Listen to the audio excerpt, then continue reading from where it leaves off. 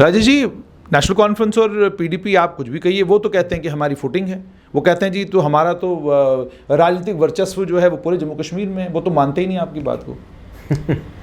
देखिए, ये सिर्फ और सिर्फ गुपकार रोड की जो कोठियां हैं उनके ऊपर ही, उसी बेल्ट में अपने अपने कंपाउंड्स के वॉरियर्स हैं, उससे बाहर इनका कोई ऐसा कहीं। पर आप ऐसा कैसे कह सकते हैं जनाब? अगर इनकी फुटिंग होती तो ये उस वक़्त नेशनल कॉन्फ्रेंस के ही इनके नेता हैं वहाँ पर गांदरबल और सोनामर्ग में, जो गुजरों के बड़े लीडर हैं, उनको भी बुलाते हैं ना अपनी मीटिंग में। अगर इनकी फुटिंग होती तो विजयपुर से लेकर कठुआ तक जो इनके साथ जुड़े हैं उनको भी बुलाते ना अपनी मीटिंग में। अगर इनकी फुटिंग होती तो किसी ना किसी को रजौरी, पुंछ, सुंदरबनी सभी जगह से बुलाते ना इनकी अपनी मीटिंग में, पीडीपी और एनसी वाले। और इनको ये तो इन्होंने सिर्फ मुट्ठी भर मुसलमान वहां पे आसपास लोकल जो हैं, जो एक दूसरे की हाँ में हाँ मिलाते हैं, उनके साथ बैठ करके ये फैसला किया है। इन्होंने समाज के किसी और वर्ग का फैसला नहीं किया। कौन सा कश्मीरी पंडित इनके साथ है, कौन सा हिंदू इनके साथ है, कौन सा सिख समुदाय के लोग इनके साथ हैं, कोई इनके साथ नहीं है। लेकिन नेशनल कॉन्फ्रेंस के प्रोविंशियल प्रधान तो ये कहते हैं कि हमारी बात हो गई, हमने बात कर ली है, उन्होंने हमें आश्वासन दे दिया। और उन्होंने उसके बाद जो डॉक्टर फारूक अब्दुल्ला ने स्टेटमेंट दिया उसमें उन्होंने कह दी। क्या आश्वासन दे दिया जी उन्होंने? कहते हैं जी आश्वासन दे दिया कि ठीक है जी, हम 370 और 35 की जब बहाली करेंगे जम्मू का पूरा ख्याल रखा जाएगा। क्या ख्याल रखेंगे? आज तक कौन सा ख्याल रखा है उन्होंने? मुझे अब मैं जो आपसे सवाल पूछता हूं कि उन्होंने आज तक कौन सा ख्याल रखा है? आप तो सारे जो फिगर्स एंड फैक्ट्स बाहर आ रहे हैं। रोशनी के नाम पर 25,000 करोड़ रुपए इन्होंने स्टेट को लाना था, इन्होंने 90 करोड़ रुपया लाया टोटल। और जमीन 6 लाख कनाल जम्मू की जो है लोगों में बांट दी, कश्मीर की 33,000 कनाल बांट दी। क्या ये आश्वासन नेशनल कॉन्फ्रेंस के प्रोविंशियल प्रधान लेकर के आए हैं कि आगे जब हम बहाल होंगे तो जो 6 लाख कनाल के बाद जो जमीन बची हुई है वो भी लोगों को दे देंगे? ये क्या इस तरह का आश्वासन कौन सा आश्वासन लेकर के आए हैं? उस आश्वासन को पब्लिक तो करें। हमने उनसे ये पूछा था कि Gupkar people's alliance for Gupkar declaration जो बना है उसमें जम्मू संभाग के किसी भी नेता को शामिल नहीं किया गया, पीडीपी से नहीं, नेशनल कॉन्फ्रेंस से नहीं, प्रवक्ता भी कश्मीर से, नेता भी कश्मीर से। तो उन्होंने उसका जवाब ये दिया कि वो हमारी भावनाओं को जो है रिप्रेजेंट करते हैं और उसमें हमने साफ तौर पर ये कह दिया कि तिरंगे को लेकर कोई कॉम्प्रोमाइज़ नहीं होगा और बाकी जो है 370 और 35 से जम्मू कश्मीर के लिए बड़ा ज़रूरी है, क्योंकि अगर हम इसे रिस्टोर नहीं करेंगे तो पंजाब के लोग आ जाएंगे, कल वो नौकरी कर रहे होंगे, यूपी बिहार के लोग आपकी नौकरियां लेके जाएंगे। यहाँ जम्मू कश्मीर में उनके मुताबिक 10 साल के बाद कोई डोगरा देखने को नहीं मिलेगा। देखिए, तिरंगे को अपमानजनक ढंग से संबोधित करने वाला ये जो गुपकार अलायंस है,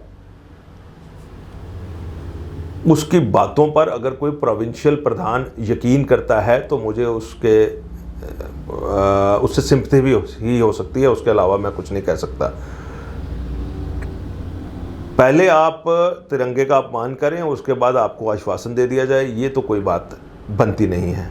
रही बात नौकरियों की, तो नौकरियों के विषय में डोमिसाइल के कानून में स्पष्टता दे दी गई है और उसमें अब कोई और कुछ कहने के लिए रह नहीं गया है। वो पूरी तरह से स्पष्ट है कि नौकरी की क्या प्रावधान रहेंगे, कैसे होगा, और हर पढ़े लिखे आदमी ने वो सारा पढ़ा है, सब सेटिस्फाइड हैं।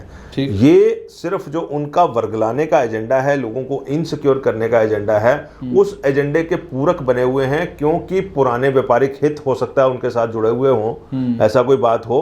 इसके अलावा और कोई बात नहीं है। और दूसरा, जितने कुकर्म इन्होंने उन सब लोगों के साथ रहते हुए किए हैं इन पार्टियों के रिप्रेजेंटेटिव्स ने, अब कोई नेशनल मेन स्ट्रीम पार्टीज, इनका पास्ट ऐसा है कि उनको अपने साथ लेके चलने के लिए तैयार भी नहीं है। ठीक, इनके लिए कोई ग्राउंड नहीं है, इनकी कोई फुटिंग नहीं है। और आप ये समझें कि जो लोग तिरंगे का अपमान करने वालों के साथ चल रहे हैं या उनके साथ मिल रहे हैं या उनको एंडोर्स कर रहे हैं या उनको समर्थन दे रहे हैं, समाज उनको माफ करने वाला नहीं है। पहले आप तिरंगे का अपमान करवाते हैं, फिर कहते हैं कि हमने उनसे आश्वासन ले लिया है। वो एक और बात कही जा रही है, वो ये कहा जा रहा है कि people's alliance for Gupkar declaration की जो लोग मुखालफत कर रहे हैं वो लोग हैं जिनको गुपकार वाले बुलाते ही नहीं। गुपकार वालों के पास जाता कौन है, पहली बात। ठीक है, गुपकार वालों के साथ तो हमारे जैसे लोगों का तो सदा ही विरोध रहा, जिनको आप आज ये इकट्ठे हो गए हैं। पहले ये अपने आपस में एक दूसरे को गालियाँ निकालते थे, अब ये इकट्ठे होकर लोगों को निकाल रहे हैं। एक बात। दूसरी बात ये है कि मैं तो कह रहा हूं कि श्रीनगर में गुपकार रोड पर बैठकर जहां पर इन्होंने ये अलायंस बनाया है, वहां भी देखिए कि वहां के सारे लोग क्या इनके साथ आए हैं। मैंने एक ही एग्जांपल आपको सिर्फ दी है गुज्जर नेताओं की। गुजर बकरवालों के जो नेता हैं वहाँ पे, क्या वो इनके साथ हैं? और वो इनके साथ सत्ता में रहे 70 साल तक। क्या आज तक इन्होंने पॉलिटिकल रिजर्वेशन दी गुजर समाज को? गुजर बकरवालों को, एसटीज को कोई दिया? आज जब मिलने लगा है वो पॉलिटिकल रिजर्वेशन, तो ये कहते हैं कि 370 की पुनः बहाली करके वो पॉलिटिकल रिजर्वेशन हमने छीनना है उनसे। यही कह रहे हैं ना ये। और इसी तरह बाकी चीज़ों पे ये चीज़ें लागू होते हैं। मुझे बताइए, इतने 70 सालों में आज तक इन्होंने कौन सी बड़ी इंडस्ट्री यहाँ पे लाई? आज तक कौन सा हेल्थ केयर इंफ्रास्ट्रक्चर खड़ा किया इन्होंने? आज तक कौन सा एजुकेशन का इंफ्रास्ट्रक्चर इतना बेहतर खड़ा किया? हर चीज़ के लिए, हर सर्विस के लिए आपको जम्मू कश्मीर से बाहर जाना पड़ता है। आज जबकि एक एनवायरनमेंट बना है कि गुजरात मॉडल में, गुजरात में इंडस्ट्री कैसे सक्सेसफुल हुई, उस मॉडल पे JNK में इंडस्ट्री को सक्सेसफुल कराया जाए। आज जबकि एक एनवायरनमेंट बना है कि हेल्थ केयर इंफ्रास्ट्रक्चर की इंप्रूवमेंट के लिए बाहर से लोग आने लग पड़े हैं कि हम ये फैसिलिटीज़ यहाँ पे खड़ी करते हैं, और गवर्नमेंट उनको एग्जामिन कर रही है, आज के न्यूज़पेपर्स में भी है।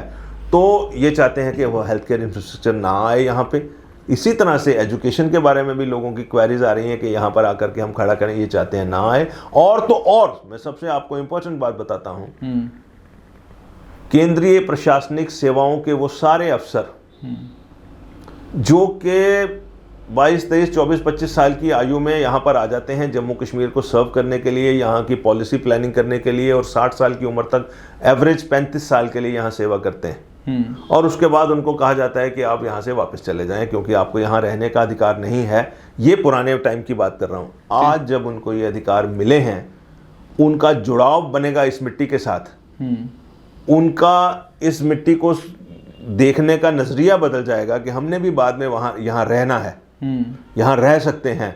तो डेवलपमेंट में वो पॉलिसी प्लानिंग इस और बेहतर ढंग से करेंगे। ठीक है, ये नहीं चाहते इस बात को।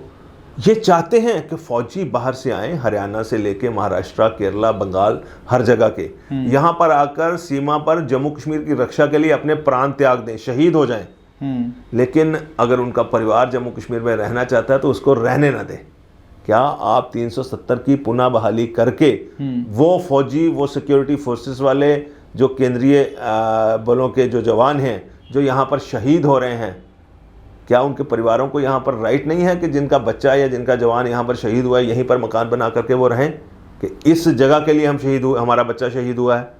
एक और चीज़ रजत जी कह रहे हैं, कहा जा रहा है, वो ये कहा जा रहा है कि जम्मू संभाग में बहुत बड़ी तादाद लोगों की है जो हमारे साथ है, और बहुत छोटी सी तादाद है जो उन दलों के साथ है जो 370 और 35A के खात्मे के बाद मिठाइयाँ बांट रहे थे, ढोल बजा रहे थे। और साथ में ये भी कहा जा रहा है कि 370 और 35A के ख़त्म होने के बाद से लेकर आज 1 साल हो गया है।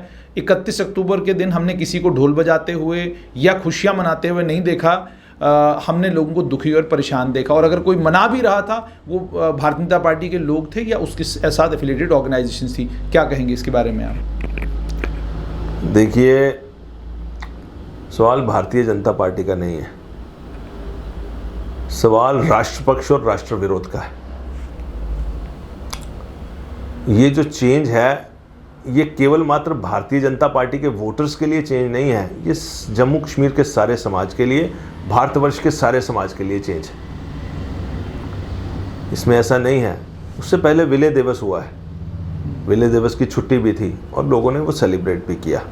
ठीक है, 31 अक्टूबर भी आई, 1 नवंबर से ये नया संविधान लागू हो गया यहाँ पर, जो केंद्र के सारे कानून थे, और सब लोगों ने खुशियाँ मनाई हैं। खुशियाँ मनाने का ये मतलब नहीं है कि हमने किसी को चिढ़ाना है। गरिमामय ढंग से एक खुशी मनाई जाती है, और गरिमामय ढंग से सभी नागरिकों ने इस पर संतोष जाहिर किया है। इसका किसी ने विरोध नहीं किया।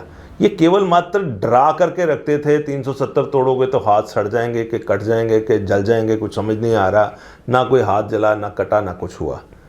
आज हो क्या रहा है आप देखिए, आतंकवाद की घटनाओं में कमी आई, ये तो डाटा आपके सामने है। 1 साल में आतंकवाद की घटनाओं में कमी आई है, आतंकवादी मारे जा रहे हैं। 1 साल का डाटा अखबारों में आया, मैंने नहीं बनाया। पूरे भारतवर्ष में उन्होंने जो टॉप 30 डिस्ट्रिक्ट्स चुने हैं, जो जहाँ पे सबसे ज़्यादा सड़कें बनी हैं, उनमें से 12 डिस्ट्रिक्ट जम्मू कश्मीर के हैं। It is in public domain. 1 साल में सबसे ज़्यादा सड़कें हैं, अगर जो ऊपर से काउंट किया गया, 30 ज़िले पूरे भारतवर्ष के, 30 में से 12 केवल जम्मू कश्मीर के। क्या ये फ़ख्र की बात नहीं है? Isn't it a matter of pride?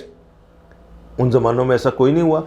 आज की अखबार में है कि बहुत सारी प्रपोजल हेल्थ केयर इंफ्रास्ट्रक्चर के लिए यहाँ पे आई हैं। अलग अलग जो मेडिकल रिलेटेड जो हॉस्पिटल्स चलाते हैं वो उन बिजनेस ग्रुप से, हाउसेस से, और गवर्नमेंट उनको एग्जामिन कर रही है कि वो कहाँ कहाँ कैसे वो फैसिलिटीज़ अपनी खड़ी कर सकते, जिसकी हमें बड़ी ज़रूरत है।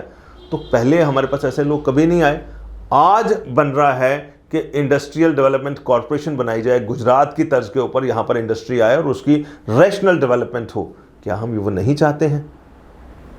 तो आपको ये देखना पड़ेगा और लोगों को भी देखना पड़ेगा। ये लोगों को गुमराह करने की कोशिश कर रहे हैं। जैसा कि मैंने पहले कहा कि इनकी राजनीति जो है लोगों को गुमराह करने पे, लोगों को इनसिक्योर करने पे, कम्युनिटीज़ को धार्मिक